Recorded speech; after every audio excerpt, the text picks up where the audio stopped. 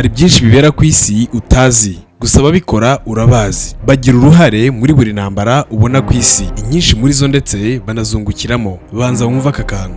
Buri kwezi kwa Nyakanga mu binyejana bitandukanye, bamwe mu bagabo bari bafite imbaraga, ububasha, igitinyiro mu mateka ya Amerika bajyaga mu ishyamba rinini ry'ibiti bya Redwood. Ubwo nimvuga Redwood wumve ko ari ubwoko bw'ibiti nk'uko wumva inturusu, gereveriya cyangwa cypress. Ibi biti ariko bikagira umwihariko wo kugira ibara ritukura, bikaba birebire cyane ndetse bikaba ibiti binarambutse cyane. Iri shyamba rero riri mu majyaruguru ya California. Aba bagabo barijyagamo bakambara amakanzu maze bagatwika icyo twakwita nk'ikibumbano kiri mu ishusho y'umuntu. Ibyo bakabikorera imbere y'igihunyira kinini kibumbye muri beto. Uwo wari umuhango basubiragamo buri uko bajyagayo. Umuperezida witwaga Richard Nixon ibi yarabikoze, uwitwaga Ronald Reagan nawe yarabikoze.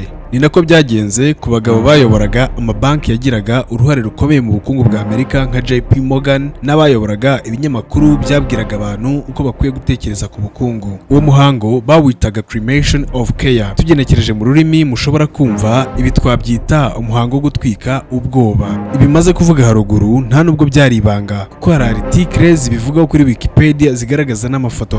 Mu 1915 ikinyamakuru cyitwa National Geographic cyafotoye uwo muhango ndetse kinasohora amashusho ndetse n'amafoto mu byo gitangaza. Nyamara muri ayo mashusho yafashwe nta muntu ushobora kukubwira icyo uwo muhango ari cyo nyirizina, impamvu baho, cyangwa ngo asobanure abihuza n'ubutegetsi bwa hano ku isi.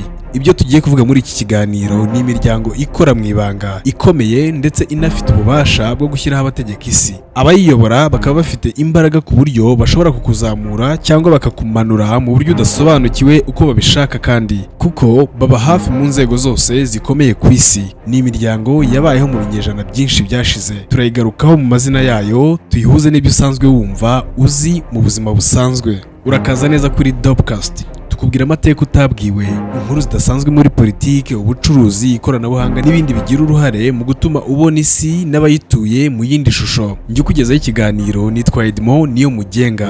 Niba utarakanda subscribe bikore, unafungura inzogera kugira ngo utazajya ucikwa n'ibiganiro byiza tubakorera. Nguhaye ikaze.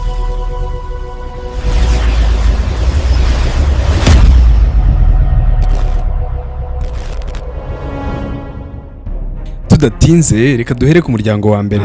Uyu muryango tugiye guheraho uri mu miryango yashinze imizi cyane ku buryo niwumva abawugize muri rusange ku isi yose uraza kugwa mu kantu. Muri iki gihe hari aba Freemason barenga miliyoni 6 bakiriho ku isi. Bishoboka ko yari wo muryango wa kera kandi munini kurusha indi yose ihuza abantu b'imyemerere imwe ku isi, kandi ukaba umaze imyaka myinshi ukorera ku mugaragaro. Muri make nawe ubwawe uri kumva iki kiganiro si ubwa mbere wumvise izina ryawo. Abashakashatsi ku mateka bagerageje kumenya inkomoko ya nyayo y'uyu muryango. Benshi bizera ko uyu muryango watangiye mu bihe bya mbere ya Yesu, mu gihe hubakwaga urusengero rwa Salomo i Yerusalemu. Inkuru za kera zibavugaho zivuga ko ubundi barabubatsi bubakaga amabuye kera, ndetse bakaba baragiraga ubwenge budasanzwe nk'uko inkuru zimwe zibivuga. Imyemerere n'imyitwarire n'ibigwi byabo bagiye babihererekanya kugira ngo Freemason ube umuryango utajegajega kandi ufite amateka adasaza. Abashakashatsi bamwe na bamwe bavuga ko ubundi uyu muryango watangiye nyuma ya Yesu mu myaka y'1300 n'1400, ubwo nabo bakabihuza n'abubatsi bo muri icyo gihe bagiye bubaka inyubako zidasanzwe zo muri ibyo binyejana.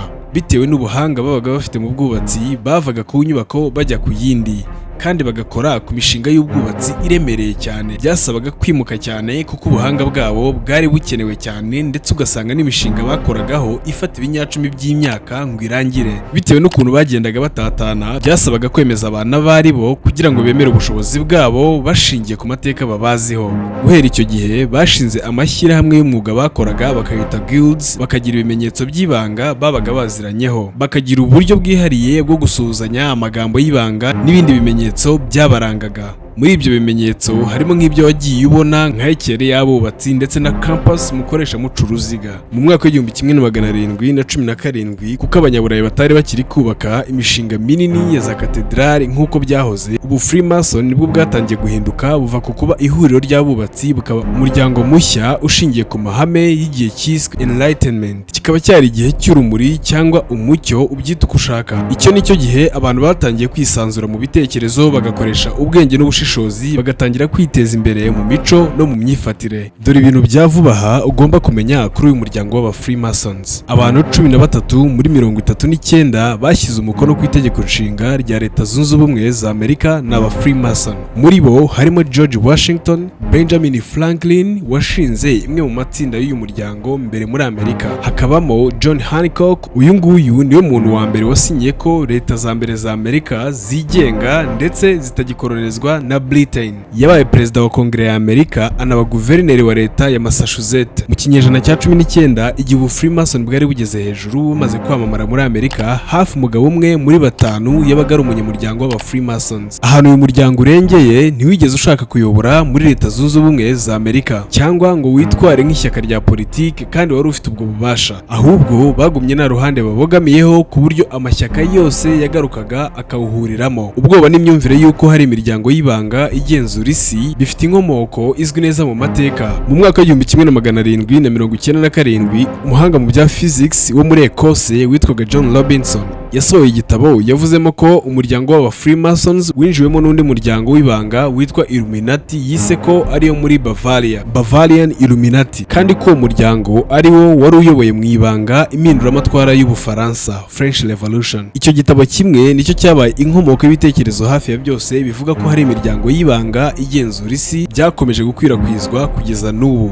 Hakaba hashize imyaka irenga 200. Mu by'ukuri umuryango wa Illuminati ugereranyije na Freemason, Illuminati yari ntoya cyane, ahubwo izina Illuminati ryaje kwamamara cyane ku buryo izina ryayo ryagiye rikaruta irya Freemason, kuko ubundi mu mateka ya Illuminati yashinzwe ku wa mbere Gicurasi 1776 mu ntara ya Bavaria mu Budage bw'icyo gihe. Uyu muryango ushingwa washinzwe n'umwarimu wo muri kaminuza wigishaga amategeko witwaga Adam Weishaupt. Ashinga uyu muryango, intego ye yari ugukwirakwiza ibitekerezo bifasha abantu kujijuka, ibitekerezo bishyira imbere ubwenge, ubushishozi n'ubumenyi, agamije kuvana abantu mu kigare cy'ububasha bukabije bwa Kiliziya. Kugira ngo umuryango wa Illuminati ukure vuba, Weishaupt yatangiye kwinjizamo abanyamuryango, akabikora mu izina ry'umuryango wa Freemason. Ariko umuryango ntiwamaze igihe kirekire, kuko mu 1785 leta ya Bavaria yawufatiye icyemezo cyo kuwurimbura burundu, maze mu gihe kitageze ku myaka 10 ushinzwe uhita usenyuka. Gusa nubwo umuryango wa Illuminati wamaze igihe gito cyane, igitekerezo cyawo cyakomeje kuba igihe kirekire cyane kurusha umuryango ubwawo. Izina Illuminati niryo ryakomeje kubaho ku buryo na n'ubu hari abazi ko umuryango uhari. Umuryango wa Illuminati wavuyeho, wa Freemason urasigara ndetse ukomeza gukura ku buryo wagumye kubaho nk'umuryango wemewe. Mu mwaka wa 2021 uyu muryango wa Freemasons wasohoye raporo ivuga ku mikorere yawo. Ibi nabyo ni mu bishaka tuzabikoraho ikindi kiganiro. Dore ikibazo ugomba gusigara wibaza: niba umuryango wahoze ari uw'ibanga kuva kera kandi munini kurusha indi yose muzi, muri kinyejana cya 21 usigaye usohora raporo zawo ku mugaragaro ku bushake, ibyo bikubwira iki ku bijyanye n'imiryango y'ibanga? Bivuze ngo uwo nguwo ushyira hanze raporo zawo nta nubwo uteye ubwoba nk'indi myinshi utanazi.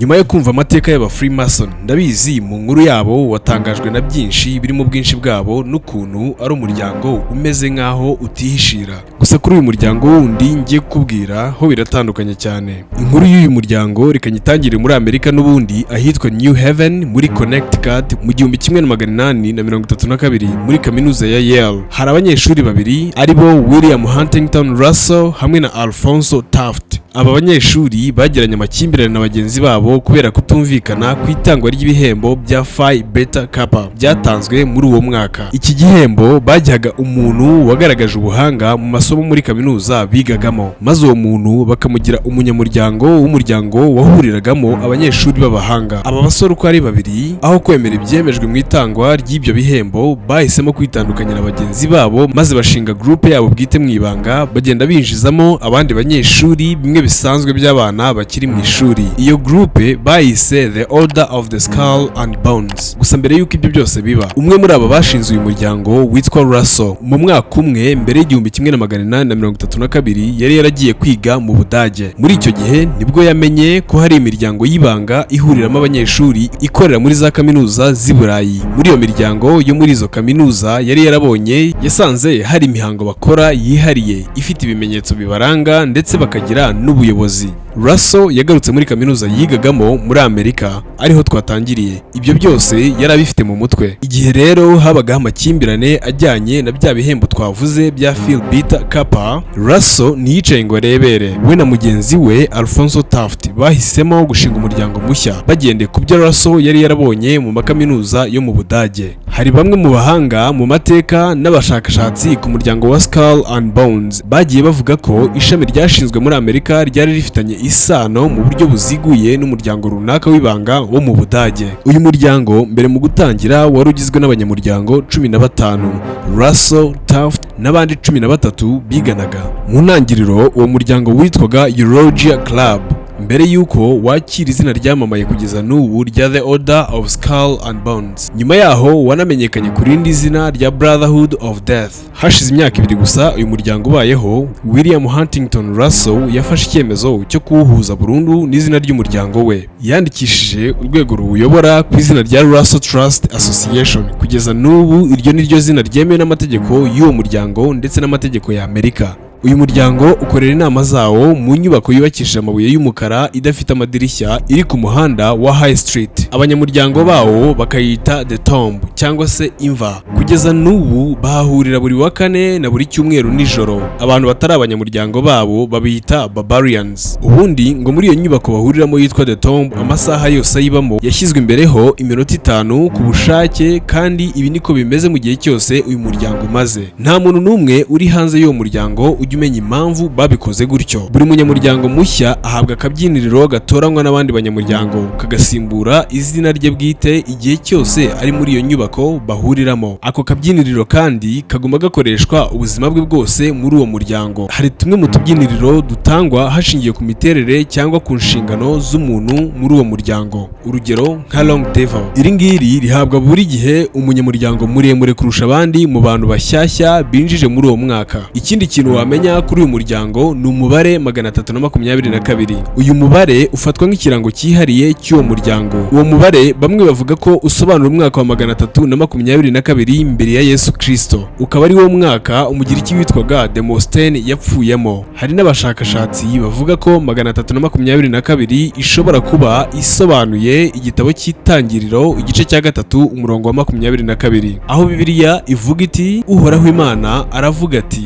dore umuntu yabaye nkatwe kubera ko yamenye gutandukanya icyiza n'ikibi, ntagomba no gusoroma ku mbuto z'igiti cy'ubugingo ngo aryeho abeho iteka. Uyu muryango wa Skull and Bones ntiwigeze wemeza cyangwa ngo uhakane na bumwe muri ubwo busobanuro. No kuba uyu muryango wanga gusobanura icyo umubare uvuga, nabyo ubwabyo bihuye n'umuco w'uwo muryango wo kugumana amabanga no kudatanga ibisobanuro ku byo bakora. Ahangaha tugeze ndagira ngo utege amatwi neza. Iki gice kiratuma umenya neza imbaraga n'ububasha uyu muryango ufite mu kuyobora isi. Uyu muryango turi kuvugaho ku rutonde rw'ababaye abanyamuryango bawo, hariho abantu bageze mu nzego z'ingenzi z'ubutegetsi n'ibigo bikomeye ku buryo bigorana kubifata nk'impanuka. Muri abo bantu harimo abaperezida 3 ba Leta Zunze Ubumwe za Amerika. Uwa mbere ni William Howard Taft. Uyu niwe muntu rukumbi mu mateka ya Amerika wabaye icyarimwe perezida wa Amerika ndetse nyuma akaza no kuba perezida w'urukiko rw'ikirenga. Hakiyongeraho na George Herbert Walker Bush n'umuhungu we George Walker Bush. Harimo kandi abayoboye ikigo gishinzwe ubutasi cya CIA barimo Allen Dulles. Uyu akaba yarabaye mu bayobozi ba mbere b'iki kigo, ndetse nyuma ye hagakurikiraho Portagos. Hari harimo kandi Henry Stimson wabaye umunyamabanga ushinzwe intambara muri Amerika. Uyu yanagize uruhare mu kwemeza urutonde rw'ibice byagombaga guterwaho ibisasu kirimbuzi byarashwe muri Hiroshima ndetse na Nagasaki. Harimo kandi John Kerry wabaye umunyamabanga wa leta ya Amerika. Mu bari abanyamuryango w'uyu muryango kandi harimo Henry Roose hamwe na Blyton Hayden bashinzwe ikinyamakuru Time. Mu bantu babaye abanyamuryango w'uyu muryango kandi harimo Mark George Bundy hamwe na William Bundy, bakaba ari abavandimwe. Abangaba bagize uruhare rukomeye mu gutegura no kuyobora politike y'ububanyi n'amahanga n'ingamba z'ubutasi za Amerika mu gihe cyose cy'intambara ya Vietnam. Mark George Bundy kandi we yanabaye umujyanama wihariye wa Perezida John F. Kennedy mu by'umutekano w'igihugu. Naho William Bundy aba umunyamabanga wungirije wa leta mbere yo kuba umwanditsi mukuru w'ikinyamakuru Foreign Affairs. Iyo wongereyeho n'abandi benshi bafite imyanya yo hejuru mu bigo nka Brown Brothers Harriman, Morgan Stanley, Rockefeller Foundation ndetse na Federal Reserve, wumva ko uyu muryango ari umuryango ukomeye cyane. ntiriwe njya mu bintu byinshi, uyu muryango ntiwashidikanya kuvuga ko ari wo uyoboye Amerika. Ibyo maze kukubwira haruguru ni ibimenyetso bizwi kuko hari n'andi makuru aguma ari ibanga. Nko mu mwaka w'ibihumbi 2004 abanyamuryango ba Skull and Bones babiri aribo John Kerry hamwe na George Walker Bush bahuriye mu matora y'umukuru w'igihugu, bose ari abakandida. Icyo gihe umunyamakuru yabajije John Kerry ati bisobanuye iki kuba mwese muhatanye muturuka mu muryango umwe w'ibanga? Ubwo yashakaga kuvuga ko bose baturuka muri Skull and Bones.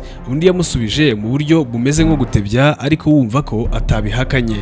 Yaramusubije ati nta birenze kuko n'ubundi uwo muryango nibanga nyine. Uyu muryango ufite byinshi by'ubwiru bitavugwa ndetse utanasanga mu binyamakuru ndetse no mu zindi nyandiko ziri hanze. Hari ubushakashatsi bwagiye hanze buvuga kuri Skull and Bones, cyane cyane ubwo mu gitabo cy'umuhanga mu by'ubukungu witwa Anthony C. Sutton yanditse mu 1986. Icyo gitabo yacyise America's Secret Establishment. Uyu mushakashatsi yavuze ko uyu muryango wagize uruhare mu guteza imbere abanzi bamwe na bamwe ba Amerika nk'abanazi ndetse n'ubumwe bw'abasoviyete Soviet Union, ndetse anavuga ko uyu muryango wagiye ukura inyungu mu guha intwaro impande zihanganye mu ntambara zari zikomeye zo mu kinyejana cya 20. Ndetse muri iki gitabo anavuga ko bamaraga imyaka bategura amakimbirane y'ibihugu kugira ngo bazakuremo inyungu zabo bwite. Wandike muri komenti uvuge niba wari uwuzi ndetse unatubwire niba ushaka ko dukomeza kubwira indi miryango y'ibanga n'uruhare igira mu bibera ku isi. Ndagushimiye kuba wakurikiye iki kiganiro kugeza ku musozo wacyo. Wibuke ugende ukoze subscribe kugira ngo uzakurikire ibindi bice by'iki kiganiro.